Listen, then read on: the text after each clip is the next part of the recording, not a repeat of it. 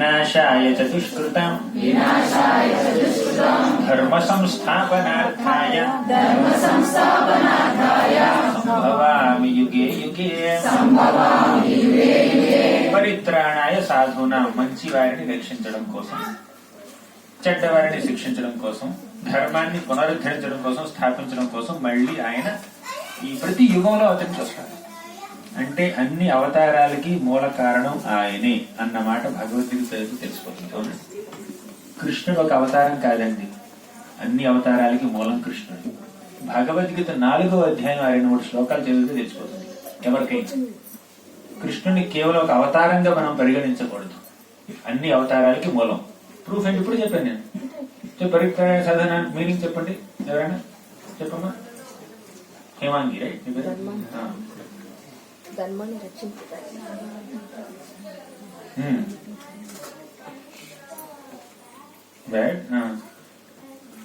Establish ధర్మ,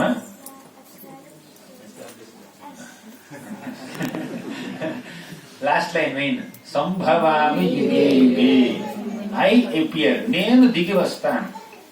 యుగే యుగే అంటే ప్రతి యుగంలో నేనే అవతరించి వస్తాను అంటున్నాడు కృష్ణుడు. అంటే అన్ని అవతారాలకు మూలం ఆయన తెలిసిపోయింది కదా, ధర్మ సంస్థాపనార్థాయ, అన్ని అవతారాలకు మూలం. భగవద్గీత అంటే అందరికి తెలిసిపోతుంది అన్నమాట. ఇంకా చెప్పాలంటే ఇప్పుడు దేవాది దేవుడు అంటే దేవతలందరికీ అధినేత. భగవద్గీత బేసిక్ భగవద్గీత చెప్పుకున్నాం, తర్వాత భాగవతానికి వెళ్దాం. భగవద్గీతలో చూస్తే 10వ అధ్యాయంలో ఏం చెప్తాడు కృష్ణుడు? బుద్ధిర్జ్ఞానం అసమ్మోహ, క్షమా సత్యం తమః శమః. బుద్ధి, జ్ఞానము, అసమ్మోహము, సుఖము, దుఃఖము ఇవన్నీ నా నుంచే ఉద్భవించాయి అంటున్నాడు కృష్ణుడు.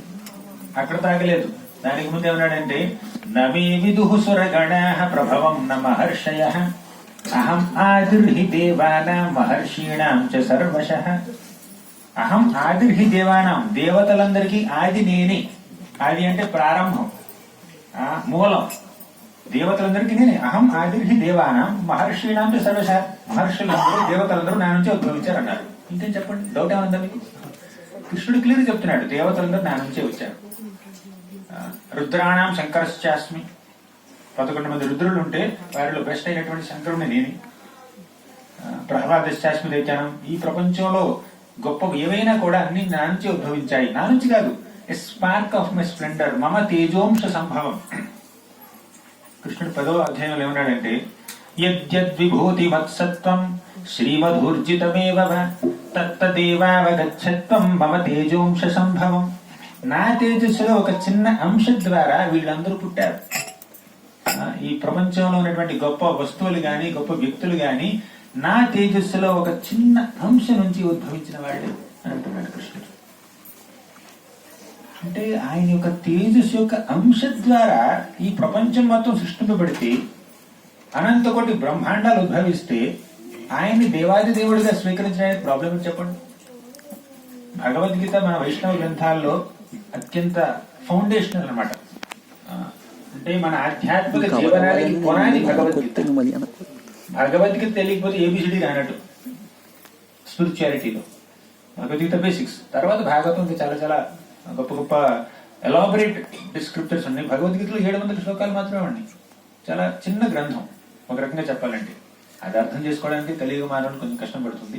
కానీ అందులో దాన్ని క్షుణ్ణంగా చదివితే, క్షుణ్ణంగా కాదు పైపైన చదివినా కూడా కృష్ణుడు దేవాది దేవుడు అన్నమాట మనకి క్లియర్ గా తెలిసిపోతుంది. అహం సర్వస్య ప్రభవో మత్తః సర్వం ప్రవర్తతే ఇతి మత్వా భజంతే మాం భావ సమన్వితాః. అహం సర్వస్య ప్రభవో మత్తః సర్వం ప్రవర్తతే. ఈ సృష్టిలో కనిపించేదంతా నా నుంచే ప్రభవించింది, నా నుంచే ఉద్భవించింది, నేనే మూలం అన్నాడు కృష్ణుడు. అహం సర్వస్య ప్రభు మత్తః సర్వం ప్రవర్తతే. అక్కడ తాగలేదు. 9వ అధ్యాయంలో ఏమన్నాడు కృష్ణుడు? మయా తతమిదం సర్వం జగదవ్యక్తమూర్తిన. ఈ జగత్తు మొత్తం నేను వ్యాపించి ఉన్నాను. అవ్యక్తమూర్తిన, అందరికీ వ్యక్తం కాడు, అందరికీ కనిపించడు. అవునా? కనిపించకపోయినా అంతటా వ్యాపించున్నాడు. వ్యాపిస్తే కనిపించాలి కదా అని కొంతమంది వితండవాదం చేస్తూ ఉంటారు. నీకు బుద్ధి ఉందా? ఉంది, కనిపించట్లేదు. అని చెప్పండి మీరు, అప్పుడు వాళ్ళకి అర్థమైపోతుంది. అంటే వ్యాపించి ఉన్నదంతా కనిపించాలన్న గ్యారంటీ లేదండి. కనిపిస్తేనే వ్యాపించి ఉంది అని అనలేము మనం. ఇక్కడ వాయువు వ్యాపించి ఉంది, అందుకే మనం బ్రతుకుతున్నాం, ఊపిరి తీసుకోగలుగుతున్నాం. వాయువు లేకపోతే, ఆక్సిజన్ లేకపోతే మనం బ్రతకలేము. అది కళ్ళకు కనిపించదు కానీ ఉంది. భగవంతుడు కూడా అర్హత లేని వాళ్ళకి కళ్ళకు కనిపించడు, అర్హత ఉన్న వాళ్ళకి కళ్ళకు కనిపిస్తాడు. ఇంకా ఆ అర్హత సంపాదించుకునే వాళ్ళకి కళ్ళకు కనిపించకపోయినా మనసు కనిపిస్తాడు, కనిపిస్తాడు. కానీ నమ్మకం లేకపోతే, శ్రద్ధ లేకపోతే అనిపించడు, అనిపిస్తాడు. కొంచెం శ్రద్ధ లేకపోతే వారికి నన్ను నేను వ్యక్తపరుచుకునే అవసరం నాకు లేదు. ఆయన ఫేస్బుక్ లో లైక్ల కోసం, కమెంట్ల కోసం, తర్వాత సబ్స్క్రిప్షన్ కోసం వెయిట్ చేయట్లేదండి. లైక్, సబ్స్క్రైబ్, షేర్, కమెంట్ అని అందరికి పాంప్లెట్లు పంచాల్సిన అవసరం ఆయనకి లేదండి. ఆయన బోల్డ్ మంది ఉన్నారు ఫ్యాన్స్ అక్కడ ఆధ్యాత్మిక జగత్తులో. కాబట్టి అడ్వర్టైజ్ చేసుకోవాల్సిన అవసరం లేదు. ఎవరికైనా నమ్మకం లేకపోతే సరే నీ నమ్మకంతో నువ్వు ఉండు సమయం అని అంటాడు, వదిలేస్తాడు. అది ఎక్కడ చెప్పాడంటే కృష్ణుడు భగవద్గీతలో, నాహం ప్రకాశ సర్వస్య యోగ మాయా సమావృత మూఢోయం నాభిజానాతి. నాహం ప్రకాశ సర్వస్య, అందరికీ నేను కనిపించను, అందరికీ నేనున్నాను అని నిరూపించుకోవలసిన అవసరం నాకు లేదు. నువ్వు నమ్మినా నమ్మకపోయినా నేనున్నాను. అలా నమ్మిన వాళ్ళకి నేనున్నాను, అలా నమ్మని వాళ్ళకి నేను లేను అనుకునే వాళ్ళకి వాళ్ళు అలా ఉండనివ్వండి, ప్రాబ్లం లేదు. నేను నిరూపించుకోవాల్సిన అవసరం లేదు. అంటే కొంతమంది మహాభక్తులు ఉంటారు, ఆ భక్తులు అనుగ్రహించడం కోసం, వారి మీద తనకి ప్రేమ ఉంది అని నిరూపించుకోవడం కోసం అప్పుడప్పుడు భగవంతుడు వస్తూ ఉంటాడు. అర్జునాచార్యుల స్టోరీ ఉంది, కాసేపు చెప్పుకుందాం. కొన్నిసార్లు నిరూపించుకుంటూ ఉంటాడు, కానీ ప్రతి ఒక్కడికి నిరూపించాల్సిన అవసరం లేదు కదా. ఇప్పుడు మిమ్మల్ని మీ సన్నిహితులు అపార్థం చేసుకున్నారనుకోండి, వారి దగ్గరికి వెళ్ళి మీరు కొంచెం మిమ్మల్ని మీరు నిరూపించుకోవాలి, కొంచెం సమాధానం చెప్పాలి. ఎవరో రోడ్డు మీద పోయి దాని అంటారు చూడండి, వాళ్ళు అపార్థం చేసుకున్నారనుకోండి, మనం పెద్ద పట్టించుకోం. ఏముంది, సొంత వాళ్ళు ఏమైనా అపార్థం చేసుకుంటే అప్పుడు పట్టించుకుంటాం. అలాగే భగవంతుడి మీద ప్రేమ ఉన్న వారికి ఏమైనా సందేహం కలిగింది అనుకోండి, ఆ సందేహ నివృత్తి చేయడం కోసం భగవంతుడు స్వయంగా వస్తాడు, లేదంటే తన భక్తుల్ని పంపిస్తాడు. కానీ ఈ ప్రపంచంలో బోల్డ్ మంది నాస్తికులు ఉన్నారు, వాళ్ళందరికీ నేనున్నానని నిరూపించుకోవాల్సిన అవసరం ఆయనకు లేదు. అప్పుడప్పుడు నిరూపిస్తాడు ఆయన దయ, కానీ గ్యారంటీ లేదు, మనం ఎక్స్పెక్ట్ చేయలేం. సరే, ఇప్పుడు భగవద్గీతలో కృష్ణుడు భగవంతుడు అన్నదానికి మనం నిరూపణ చూసాం కొన్ని శ్లోకాల్లో.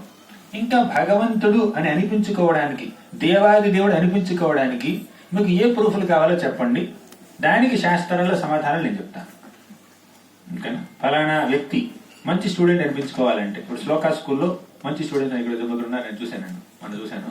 మంచి స్టూడెంట్స్ అనిపించుకోవాలంటే వాళ్ళు ఏం చేయాలి? స్టూడెంట్ గా చెప్పండి. టీచర్స్ చెప్పింది చదవాలి, తర్వాత రెగ్యులర్ స్కూల్కి వెళ్ళాలి. ముందు ఫస్ట్ చదివిన స్కూల్కి వెళ్ళాలి, అటెండెన్స్ ముఖ్యం. తర్వాత బుద్ధిగా ఉండాలి. ఇంకా చెప్పండి, ఎగ్జామ్స్ రాయాలి. Okay, very good. Ask intelligent questions, ప్రశ్న సేవయ. తర్వాత ఇంకా చెప్పండి, good students, qualities of good students. Okay, బాగుంది. సరే, ఇప్పుడు దేవుడు అనిపించుకోవాలంటే ఏం చేయాలి చెప్పండి, చెప్పమ్మా. అదే దేవుడు అనిపించుకోవాలంటే ఏం చేయాలి చెప్పు. దేవుడు అనిపించుకోవాలంటే దేవుడిని చేరుకోవాలంటే చాంటింగ్ చేయాలి. ఇప్పుడు కృష్ణుడు దేవాది దేవుడు అని మీరు యాక్సెప్ట్ చేయడానికి ఆయనలో ఎటువంటి లక్షణాలు మీకు కనిపించాలి చెప్పండి. ఆ లక్షణాలు ఉన్నాయో లేదో నేను శాస్త్ర సమ్మతంగా మీకు చెప్తాను. చెప్పండి, దేవుడు అంటే దేవుడికి ఉండవలసినటువంటి లక్షణాలు ఏమిటి? శ్లోకం కోట్ చేస్తున్నారు డైరెక్ట్. సామాన్య మానవుడు దేవుడిలో ఎక్స్పెక్ట్ చేసే క్వాలిటీస్ ఏమిటో చెప్పండి. సింపుల్, కోరికలు తీర్చేవాడు. ఓకే, బాగుంది, చెప్పండి. ఇది బేసిక్. ఇది కష్టాలు తీర్చేవాడు, కోరికలు తీర్చేవాడు, రెండు తీర్చాలి. ఆపదలో రక్షించేవాడు అంటే కష్టం తీర్చడం. దుష్ట శిక్షణ, శిక్ష రక్షణ. ఓకే, బాగుంది. ఇంకా పాపాలను క్షమించాలి. మేము పాపం చేస్తూనే ఉంటాం, క్షమించండి. ఆ పాపాలు చేస్తే శిక్షించకూడదు, క్షమించాలి. కరెక్ట్ కరెక్ట్, నేను కాదనట్లేదు. తర్వాత జనన మరణాలు స్థితించాలి, మోక్షం ప్రసాదించాలి. ఓకే, బాగుంది. తర్వాత నిరూపించుకోవాలి, ప్రూవ్ చేసుకోవాలి, అప్పుడే నమ్ముతాను. బాగుంది. ఇంకా చెప్పండి. ఇంకా ఏదైనా చేయగలగాలి, సర్వశక్తి సంపన్నుడు, అన్ని ఇవ్వాలి. ఓకే, ఏం కావాలి? అన్ని కావాలి. ఓకే, ఆపదల నుండి బయటపడేయాలి. ఓకే, చెప్పారు ఇందాక. ఇంకా ఇంకా చెప్పండి.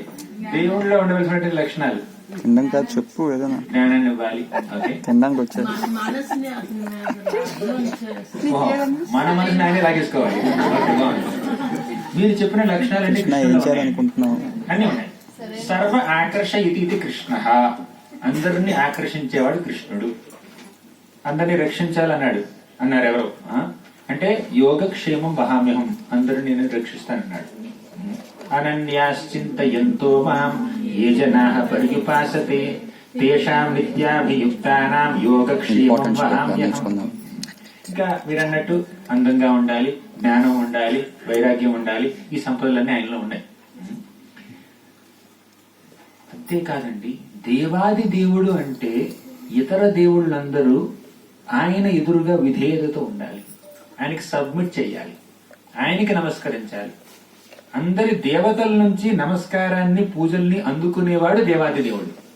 యం బ్రహ్మావరుణేంద్ర రుద్ర మరుతః స్తున్వంతి దివ్యైస్తవైః వేదైః సాంగపతక్రమోపనిషదైః గాయంతి యం సామగాః ధ్యానావస్థిత తద్గతేన మనసా పశ్యంతి యం యోగినో యస్యాంతం న విదుర్సురాసురగణాః దేవాయ తస్మై నమః.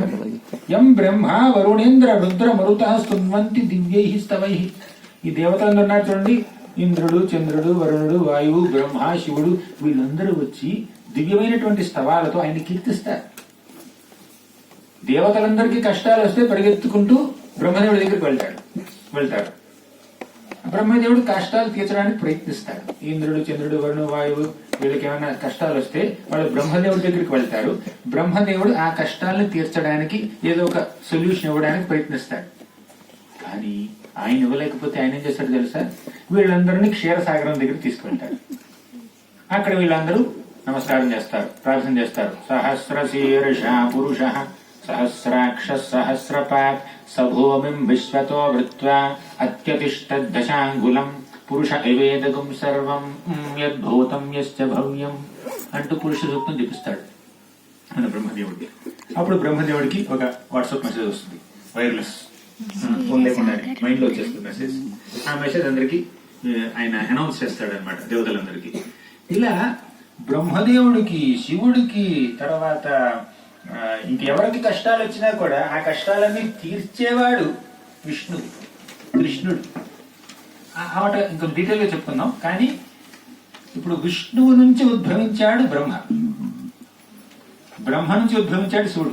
అలాగని బ్రహ్మ శివుడి కన్నా గొప్ప కాదు, శివుడే బ్రహ్మ కన్నా గొప్ప.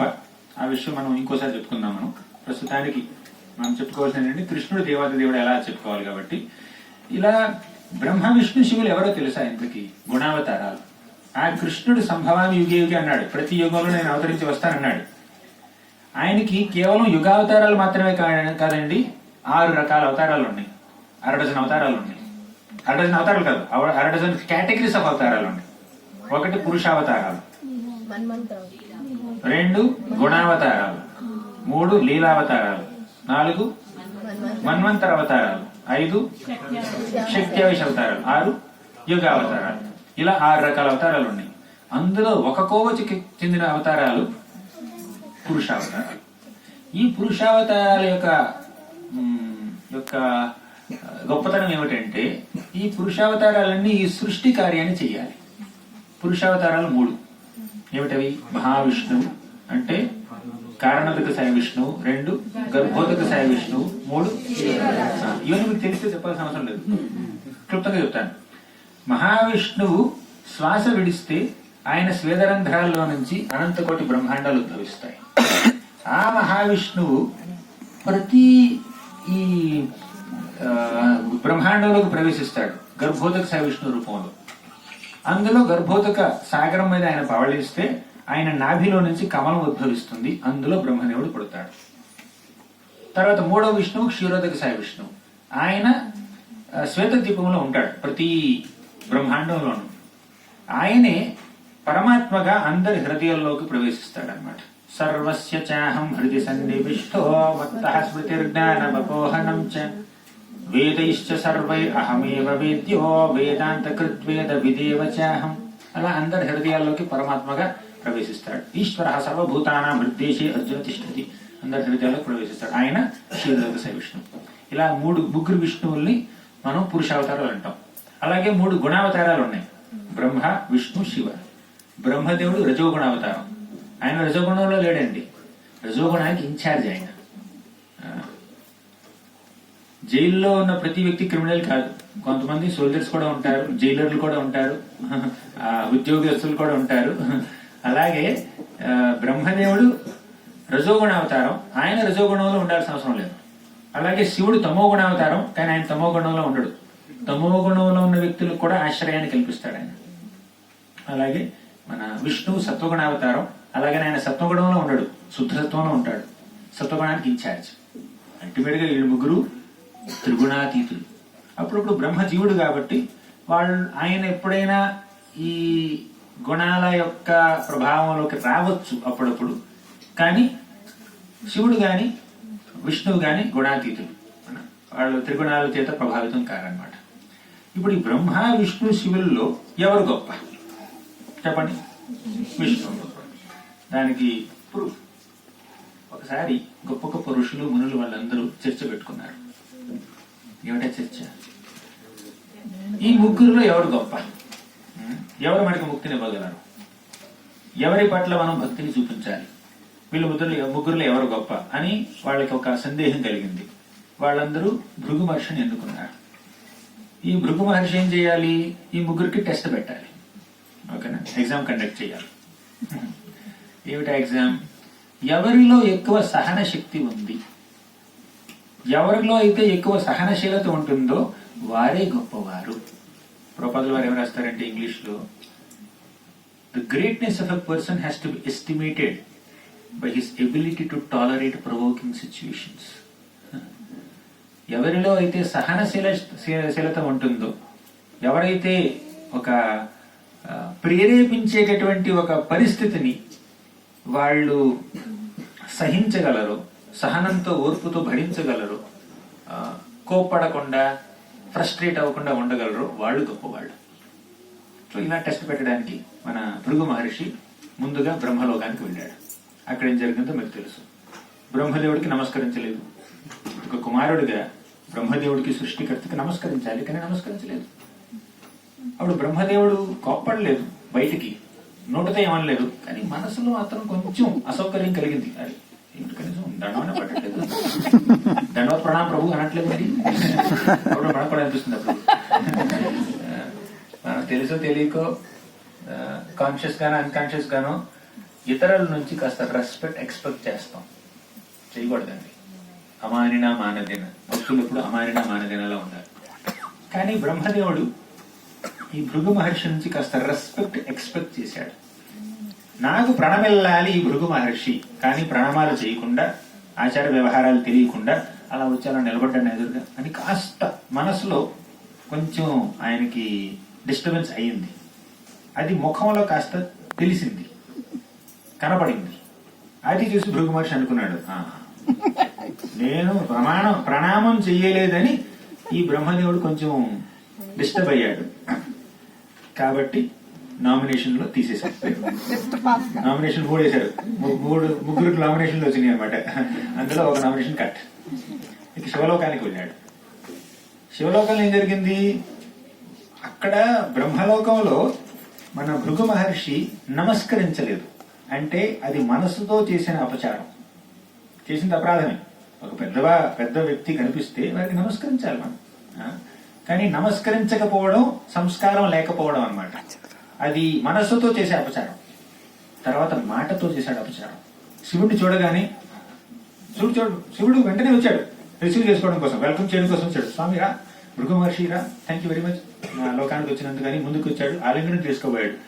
అప్పుడు భృగు మహర్షి అన్నాడు, హే అని అనుకోవద్దు, ఎంత మురిగ్గా ఉన్నావు, చిరాకు వస్తుంది ఏంటి చూస్తేనే, మొత్తం బూడిద రాసుకున్నావు, మెడలో పావులు ఉన్నాయి, క్లీన్ గా లేవు, నువ్వు ఎప్పుడు స్నానం చేసావు తెలియదు, శ్మశానంలో తిరుగుతుంటావు అని చెప్పి చాలా చాలా మాట్లాడాడు, దుర్భాషలు ఆడాడు. అది మాటతో చేసే అపచారం, అపరాధం. శివుడిని నిందించాడు. శివుడు కోపం వచ్చింది, త్రిశూలం పట్టుకున్నాడు. త్రిశూలం తీసుకుని భృగు మహర్షిని చంపడానికి వెళ్ళాడు ముందుకి. వెంటనే పార్వతీదేవి వచ్చింది, తప్పు చంపకూడదు, గెస్ట్ బ్రాహ్మణుడు ఋషి నీ తమ్ముడు కాబట్టి చంపొద్దు ప్లీజ్ అని చెప్పి పార్వతీదేవి ఆపేసింది. అప్పుడు భృగు మహర్షికి అర్థమైంది, నేను నిందిస్తే శివుడికి కోపం వచ్చింది కాబట్టి గొప్పవాడు కాదు అని నిర్ధారించాడు అనమాట. తర్వాత విష్ణులోకానికి వెళ్ళాడు. ఇక్కడ చేసిన అపచారం మనసుతో కాదు, మాటతో కాదు, కాలితో, శరీరంతో చేశాడు, ఫిజికల్ అఫెన్స్. ఆయన శేష తల్పం మీద, మన విష్ణుమూర్తి శేష తల్పం మీద అలా పవళించున్నాడు. మన లక్ష్మీదేవి చక్కగా ఆయన పాదాలకి సేవ చేస్తుంది. భృగు మహర్షి వెంటనే వెళ్లి ఆయన వక్షస్థలం మీద తన్నాడు, కాలితో తన్నాడు. ఇది ఫిజికల్ అఫెన్స్, కాలితో తన్నాడు. అప్పుడు వెంటనే మన విష్ణు లేచి నిలబడి, స్వామి మీ రాక నేను గమనించలేదు, నన్ను క్షమించండి ప్లీజ్, దయచేసి నన్ను క్షమించండి. నా హృదయం ఎంతో కఠినం, ఈ ఛాతి చాలా కఠినంగా ఉంది. ఇంత కఠినంగా ఉన్నటువంటి పాషాణం లాంటి నా రాతి హృదయాన్ని సున్నితమైనటువంటి మీ పాదాలు తన్నడం ద్వారా ఆ పాదాలు కందాయం అని చెప్పి పాదాలకు సేవ చేశాడు. సేవ మొదలు పెట్టాడు. లక్ష్మీదేవి ఆయన పాదాలకు సేవ చేస్తే ఈయన భృగు మహర్షి పాదాలకు సేవ చేస్తున్నాడు. ఈ విధంగా విష్ణుమూర్తి ఎంతో సహనాన్ని, ఓర్పుని, నమ్రతని, విధేయతని కనపరిచాడు. అందుకే విష్ణువే ఈ ముగ్గురిలోకి గొప్ప అని నిర్ధారించాడు భృగు మహర్షి. ఇప్పుడు శివుడు గొప్ప కాదా? శివుడు ఎందుకు గొప్పట్టాడు చెప్పండి. ఒకప్పుడు దక్షుడు కూడా శివుడిని నిందించాడు, గుర్తుందా మీకు? ఒక పెద్ద మహాసభలో బ్రహ్మర్షులు, రాజర్షులు, దేవర్షులు వీళ్ళందరూ సమావేశమైనటువంటి ఈ గొప్ప సభలో, దేవతలు, మునులు, ఋషులు అందరూ ఉన్నటువంటి ఈ సభలో దక్షుడు శివుడిని ఎన్నో విధాలుగా నిందించాడు. ఎలా నిందించాడంటే, నీకు అర్హత లేదు, నా కుమార్తె సతీదేవిని పెళ్లి చేసుకునే అర్హత నీకు లేదు. ఎందుకంటే ఎలా అన్నాడంటే, నీవి కోతి కళ్ళు, నీకు శుభ్రత లేదు, నీ చుట్టూ ఈ ప్రమద గణాలు, భూతాలు, దెయ్యాలు అవన్నీ తిరుగుతూ ఉంటాయి. తమో గుణంలో ఉన్న వాడితో సంచరిస్తూ ఉంటావు, శ్మశానంలో తిరుగుతూ ఉంటావు, మెడలో పాములు వేసుకుంటావు, తర్వాత ఒళ్ళంతా విభూతి రాసుకుంటావు, నీకు ఎటువంటి శుభ్రత లేదని చెప్పి భయంకరంగా నిందించాడు. నిందించాగలేదు